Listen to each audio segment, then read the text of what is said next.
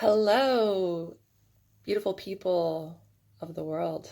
Today, we're going to talk about how to utilize self-monitoring and compassion training to eliminate self-limiting beliefs. This is a self-study course that you can return to anytime you need a dose of inspiration to continue on the path of being compassionate towards oneself and others. According to Chinpa, regardless of evidentiary support demonstrating the opposite effects under the lenses of psychology, neuroscience, and our personal experience, most of us continue to operate within the confines of a static self-representation. We can take the reins of our self-concept by recognizing that we are the sorcerers of our reality. Here, we will use innovation to combine forces connecting cognitive science with mindfulness, encouraging the utilization of innate senses such as intuition to tap into the parts of our brain that identify and then eliminate distractions and self-limiting beliefs. Utilizing this process will help us to arrive at a state of mind that allows for limitless success in many aspects of life. Chinpa states each of us has internalized from our cultural, social, and childhood experience a particular representation of ourselves, a self-concept that exerts a powerful influence on our everyday life because it affects how we perceive as well as experience ourselves and the world around us. The biggest shifts can come from one simple moment of seeing things differently. Chinpa notes the unfortunate circumstances that we live in a society where we find a lack of individuals feeling completely at home within themselves. Sometimes we may run across people who accept us exactly as we are. And we can feel peaceful and content and at ease in their presence. Perhaps this is an elder in your family or teacher, or maybe just someone who unconditionally accepts you. Around this person or these people, we feel as though they are not keeping a secret scorecard, judging our merit based on our achievements or how much we owe them. Instead, they are the type of person who walks the path of integrity. They do not beat around the bush. They get straight to the root of our source of being. Similarly, we can use practices rooted in spiritual tradition to cultivate this unconditionally loving presence within ourselves. Our minds are a tool for the soul, and the soul is the artist, life is the canvas, and the mind is the paintbrush. We can consciously breathe and slow down our breath and heartbeat. And usually these operate without us thinking about them. Dennis Church and his colleagues note that Buddhist philosophy defines suffering as the result of comparing ourselves to others or clinging, analyzing, and evaluating ideas of oneself. You can embody your destiny and let go of self-limiting beliefs so that compassion training becomes effortless and fluid. At first, it might seem like a conscious process, but eventually it will become automatic. And just like many of our bodily systems, with practice and repetition, these processes will become ingrained. As noted by Paul Gilbert, the British neuroscientist, the Tibetan word Tonglen alludes to a beautiful meditation where we take and send. The Tong represents letting go and sending out that which does not serve. Len means we openly accept the pain within and the suffering of others and allow ourselves to just sit with it. So let's just begin with some momentum and commit to these practices and let go of any doubt. And eventually you'll reach the point of no return, where everything feels incredibly intuitive and innate. I recommend reading the book Outwitting the Devil by Napoleon Hill. It was written in the 30s in the Depression era, but the context is still applicable to our lives today. It is a conversation between negative energy and creation energy. The devil talks about how most people come from a place of begging or pleading for what they want with unstable and uncertain energy. When we can relinquish our desire to be great, we can get out of our way and let greatness happen. According to Lama Willa Miller, by practicing acceptance, we can accept our feelings in their present state and relinquish any desire for a specific outcome, with the understanding that everything is as it is. Our self-limiting beliefs are connected with the way we go about manifesting in our lives. Manifestation is something we have been experiencing since the day we were born. But when we are young, our minds are like sponges, and we absorb all these things from our environment. So what does that environment look like to a child? Well, typically their world revolves around their parents, caregivers, whoever is raising them. Then, of course, it becomes the school they attend, and their teachers have an influence, and the current events that occurred at the time of their youth.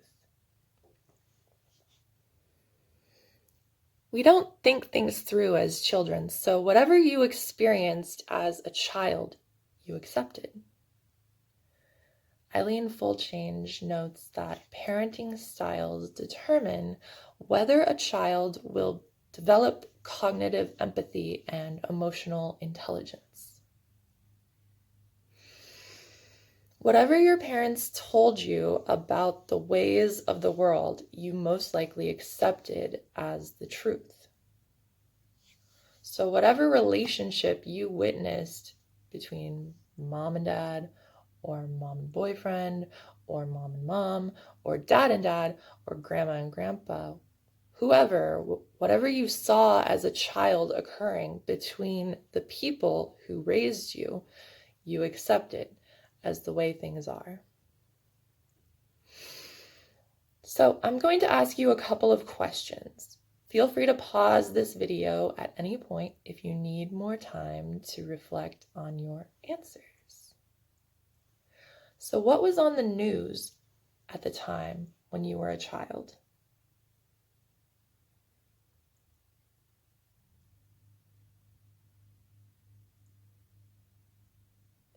And what kind of books were read to you when you were a child?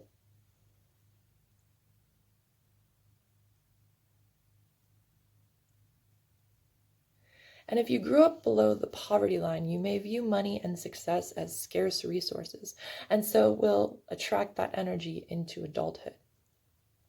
All of these things, whether there was enough or not enough resources for you, whether you felt safe or unsafe as a child, all of that becomes your programming. Jaziri and his colleagues note that clinical researchers are developing keen insight by investigating whether self-regulation methods produce an effective outcome.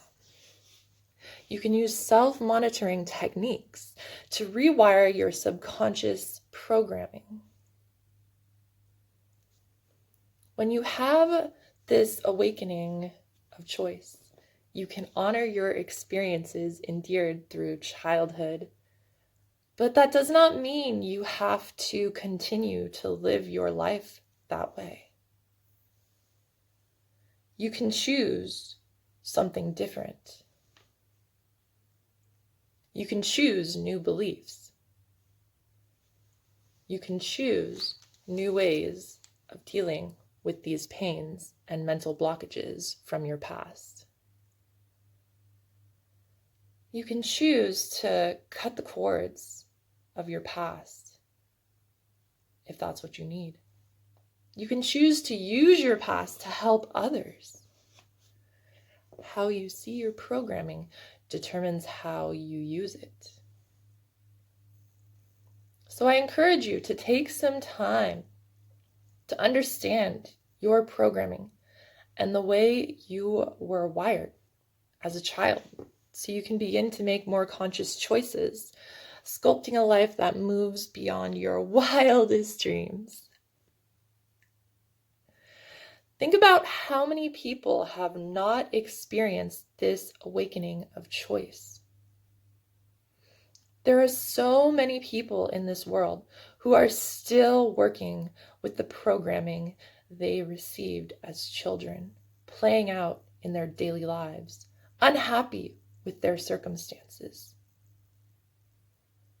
I am reminded of a story Jack Kornfield shared in his book, The Wise Heart, where he, alongside all the other forest monks at the time, were sick with malaria.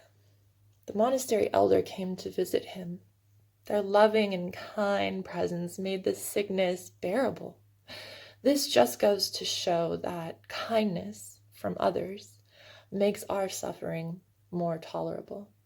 Just knowing someone else cares about our well-being. This is why it is important to have compassion towards others. When people lash out or express a lot of anger and sadness and repression, we can motivate them with our understanding.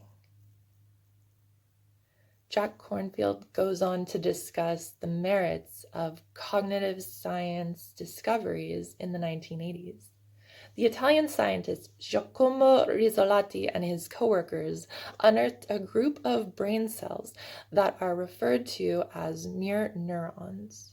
Substantial research since then has revealed that our brains are capable of perceiving the intentions, movements, and feelings like joy and misery that others experience. Some might refer to this as empathy. We are all co-creating. We can make shifts on a collective level. You cannot change the external circumstances by demanding a change within your external reality. You can only go inwards, digging into your internal reality to incite a real change. The reason why something is bothering you is that it is a reflection of something you do not like within yourself.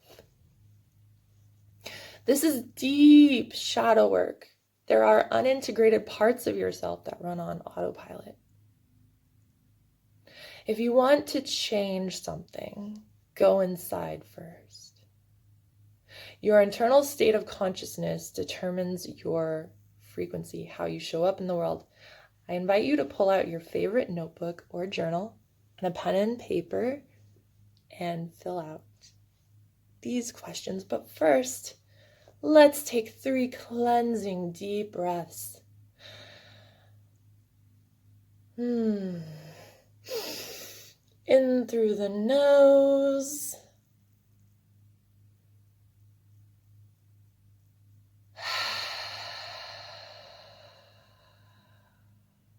Out through the mouth. 2 more times. Inhale, love.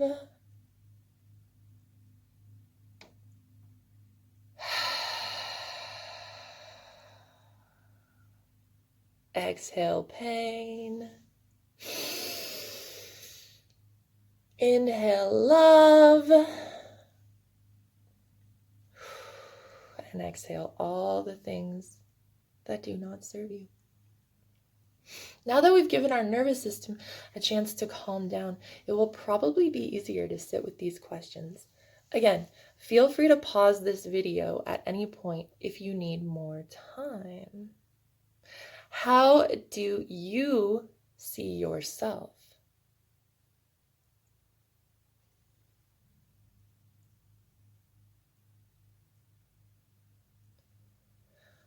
What do you think you are capable of attracting in life?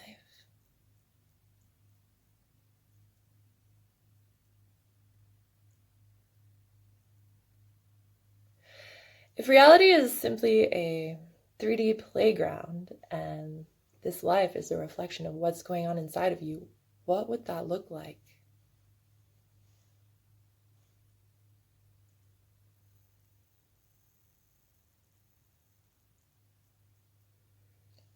Understand that there are both our individual realities and a collective reality. So how can you relate your experiences with what is going on inside you with the experiences of the collective consciousness?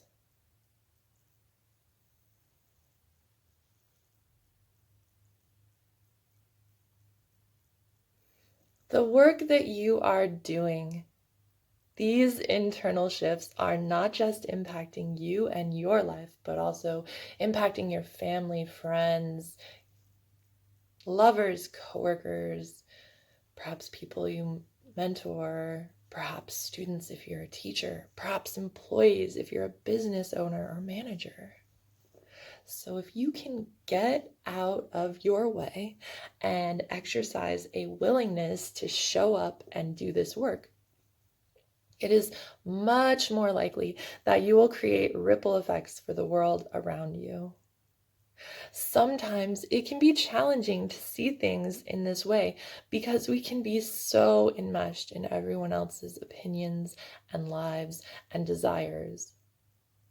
So here you are drawing in evidence consistently and constantly with what you seek to attract in life.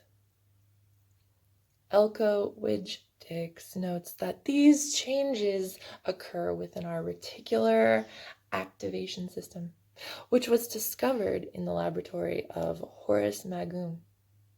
He and two other neuroscientists, Jacques French and Giuseppe Morzuzzi, discovered a connection between the cerebral cortex and subcortical regions of our brain, which assist with everything between high arousal, vigilant states, and deep sleep. This inadvertent discovery provided evidence signaling from the brainstem to the cortex, triggering cortical function. These are a set of neurons that systematically filter information in and out of our reality based on evidentiary support to confirm our beliefs and what is important to us. So use this understanding to dig into your internal reality to incite a real change. So let's take another deep breath. Inhale love. Exhale pain. In through the nose. Out through the mouth. And grab that pen and paper again. And let's answer, what are you constantly focusing on?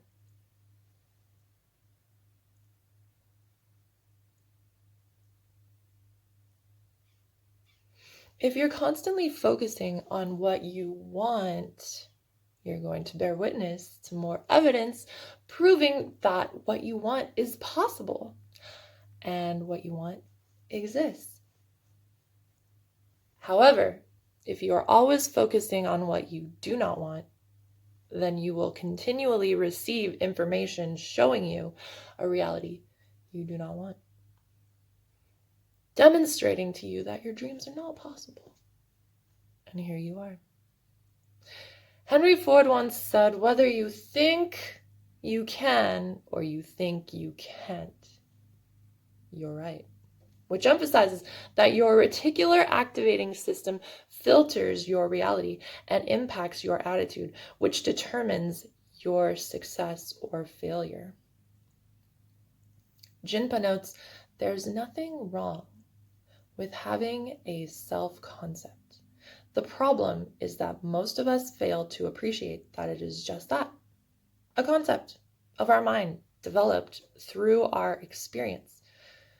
We are believing in this story that has been made up in our minds and confuse the content of our thoughts with actual reality. We catch ourselves indulging in habitual negative self-judgments. Examples: I am no good, nobody loves me, I don't deserve to be happy, and so on. Right there, we need to bring in the questioning voice that says, wait a minute, these are just my thoughts, not me. Whatever you consume or focus on a neurological level, you will usher in more of that goodness or badness. If you are feeling stuck mentally, perhaps you could start by saying, I will do XYZ, fill in the blank. Emphasis on I will do this before that means you can will something into existence with your intention. Can you celebrate others' successes and great fortune with the same emphasis that you would express for your own milestones?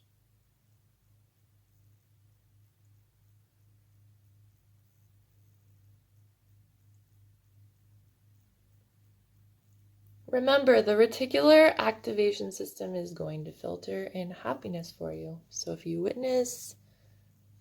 witnesses you celebrating others' happiness. So what is one step you can take right now that will bring you closer to your goals?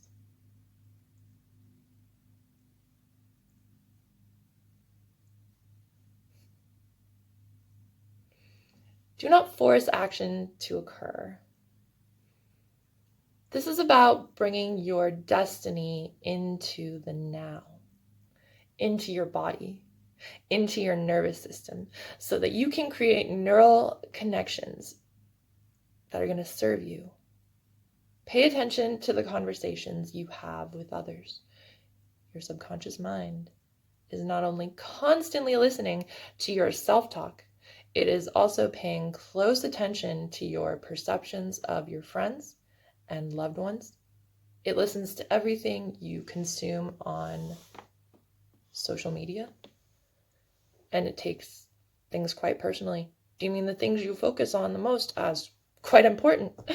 The subconscious mind does not understand humor and does not understand jokes. It takes everything literally. So this is why it is so important to consume only the things that will help us get to where we want to go in life. By doing this work, you are creating your future and rewiring your lineage by healing yourself. Your ancestors are thanking you right now. Your personal growth will be passed down to future generations. I hope that this was helpful. One love, many blessings. Take care, beautiful humans. Sat Nam.